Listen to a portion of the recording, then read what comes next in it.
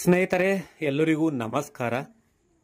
ನಮ್ಮ ಸೆಡಂ ತಾಲೂಕದವರೇ ಆದ Avinash Bhovi, owner Ashwini diagnostic centre Sedam, ಅವರ ಹುಟ್ಟುಹಬ್ಬವನ್ನು ಸಾಧಾರಣವಾಗಿ ಇಂದು ನಮ್ಮ ಸೆಡಮಿನ ರೈಲ್ವೆ ಸ್ಟೇಷನ್ ಎದುರುಗಡೆ ಇರುವ ಹಸಿದವರಿಗಾಗಿಯೇ ಅನ್ನದಾನ ಮಾಡುವುದರ ಮೂಲಕ ಅವರ ಹುಟ್ಟುಹಬ್ಬವನ್ನು ಸಾಧಾರಣವಾಗಿ ಆಚರಣೆ ಮಾಡಿಕೊಳ್ಳುತ್ತಿದ್ದಾರೆ.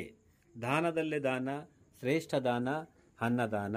ನೀವು ಕೂಡ ನಿಮ್ಮ ಮನೆಯಲ್ಲಿ ಏನೇ ಒಂದು ಕಾರ್ಯಕ್ರಮವಾದರೂ ಅನ್ನದಾನ ಮಾಡುವುದರ ಮೂಲಕ ಆಚರಣೆ ಮಾಡಿಕೊಂಡರೆ ಹಸಿದವರಿಗೆ ಒಂದು ದಿನದ ಹೊಟ್ಟೆ ತುಂಬುತ್ತದೆ. ಅವಿನಾಶ್ ಬೋವಿ ಅವರಿಗೆ ಹುಟ್ಟುಹಬ್ಬದ ಹಾರ್ದಿಕ ಶುಭಾಶಯಗಳು. ಆ ದೇವರು ಆಯುಷ್ಯು ಆರೋಗ್ಯ ಕೊಟ್ಟು ಸದಾ ಕಾಪಾಡಲಿ ಎಂದು ನಾವೆಲ್ಲರೂ ಶುಭ ಹಾರೈಸುತ್ತೇವೆ.